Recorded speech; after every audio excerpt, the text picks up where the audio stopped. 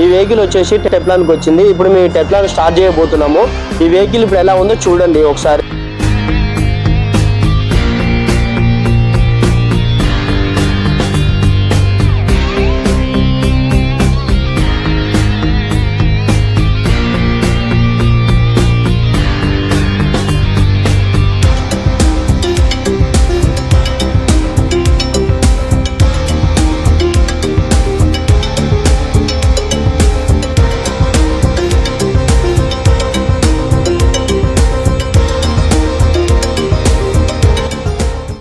So guys, మన ఈ vehicle వచ్చేసి టెప్లాన్ కోటింగ్ కంప్లీట్ అయిపోయింది.